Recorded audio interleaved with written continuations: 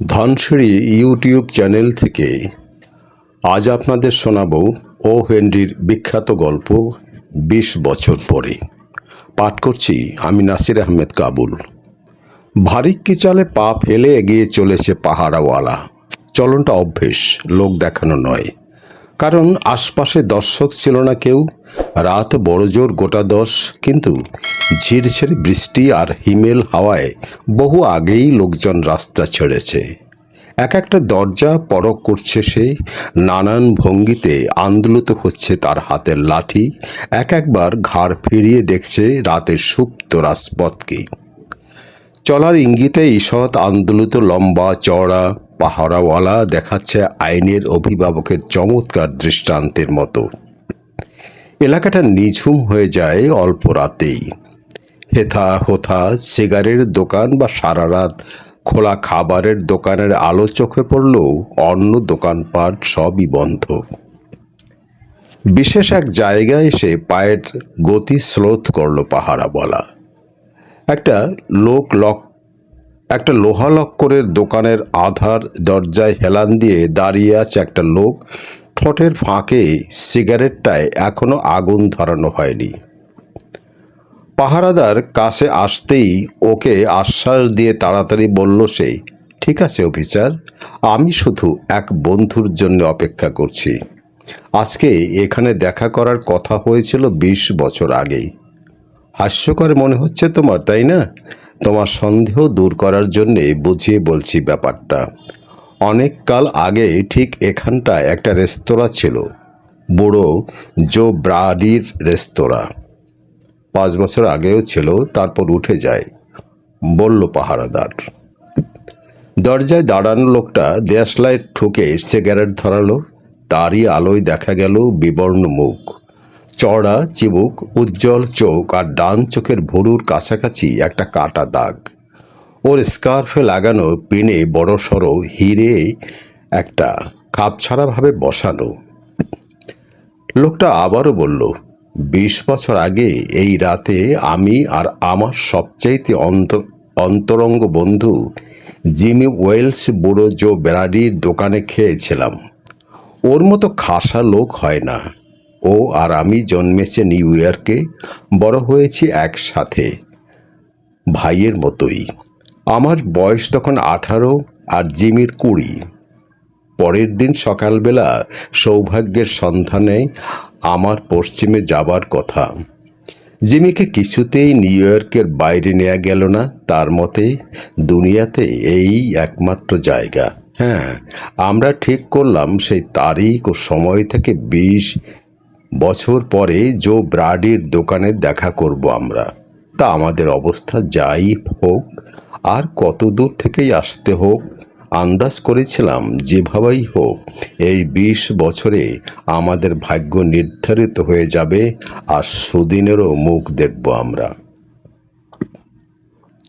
খুব মজার ব্যাপার হচ্ছে, পাহারাদার মন্তব্য করল, দুবারের দেখা হবার ভেতর সময়টা খুব লম্বা বলে মনে হচ্ছে, তাই না? চলে যাবার পর বন্ধুর খোঁজ খবর পাননি আর? হ্যাঁ, কিছুদিন চিঠিপত্র লেখালেখি ছিল বটেই, কিন্তু বছরখানেক পর যোগাযোগ হারিয়ে ফেললাম। বুঝলেন কি না, পশ্চিম অঞ্চলটা খুব বিরাট জায়গা, আর আমিও খুব ছোটোছুটি করে বেড়াচ্ছিলাম। কিন্তু আমি জানি বেঁচে থাকলে জিমি আসবেই। অমন সত্যবাদী আর অটল লোক হয় না। ও ভুলবে না কখনো। আজ রাতে ওর সাথে দেখা করব বলে ১০০০ মাইল দূর থেকে এসেছি। বন্ধুর দেখা পেলেই সেটা সার্থক হবে।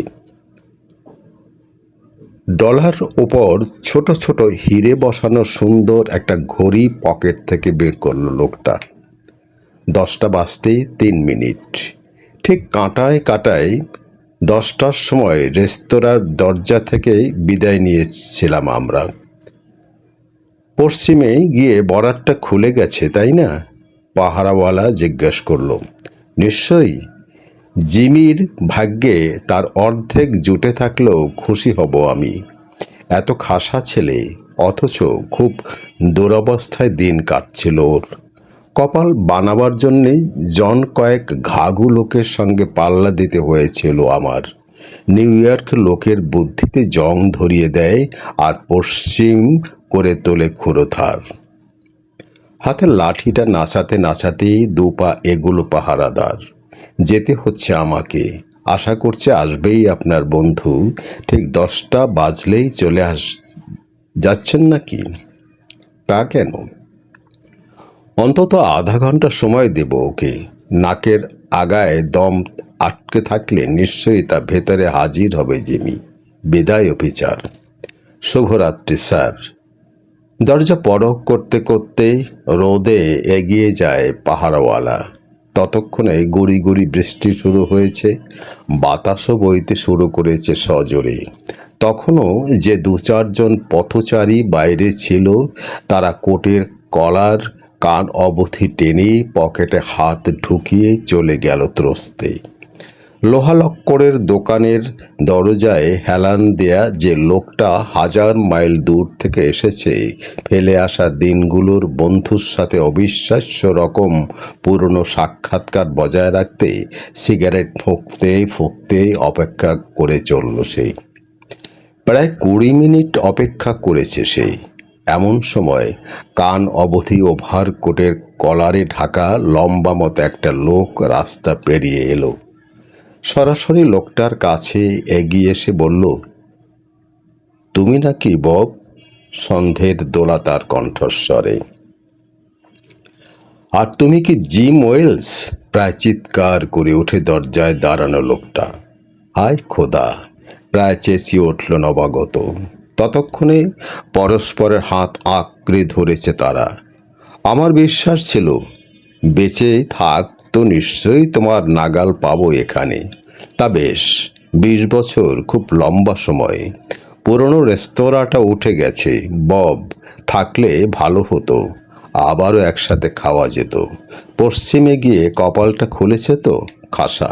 যা কিছু চেয়েছিলাম সবই পেয়েছি। তুমি কিন্তু অনেক বদলেছ জিম। আমি ভাবিনি যে আরও 2-3 ইঞ্চি লম্বা হবে তুমি। তা 20-র পর কিছুটা বেড়েছি বই কি। নিউ ইয়র্কে ভালোই চলছে জিম। কোন রকম একটা সরকারি অফিসে কাজ করি। চলো, আমার জানা একটা জায়গায় বসে পুরনো সব দিনের কথা গল্প করা যাবে। হাত ধরাধরি করে এগিয়ে চলে ওরা। সাফল্য পশ্চিম থেকে আসা লোকটার মধ্যে কিছুটা হামবড়া ভাব এনে দিয়েছে, তাই নিজের কথাই বলে যাচ্ছিল সে। ওভারকোটে কান পর্যন্ত মোড়া লোকটা শুনে যাচ্ছিল নীরবে। মোড়ের মাথায় ড্রাগ স্টোরটার সামনে উজ্জ্বল বিজলি আলো। একসাথে ঘুরে দাঁড়িয়ে পরস্পরের মুখের দিক চাইল ওরা। পশ্চিম থেকে আসা লোকটার হাত নেমে এলো হঠাৎ করে। তুমি জিমি ওয়েলস নও? 20 বছর দীর্ঘ সময়, কিন্তু তাতে রোমান ধাঁচের নাক বদলে খেদা হয়ে যায় না? ভালো লোক মাঝে মাঝে খারাপ হয়ে যায়, বলল লম্বা লোকটা। গত 10 মিনিট ধরে তুমি গ্রেপ্তার হয়ে আছো পিছলে বব। শিকাগো পুলিশ আন্দাজ করেছিল যে তুমি এদিকটায় আসবে, তাই তার করে আমাদের জানিয়েছে যে তোমার সাথে গল্প করতে চায় তারা।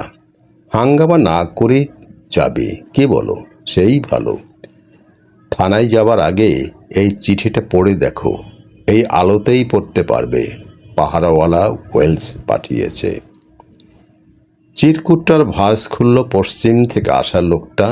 গোড়ায় স্থির ছিল তার হাত, কিন্তু কাঁপতে লাগলো একটু পরেই। গোটা কয়েক কথা লেখা চিরকুটে।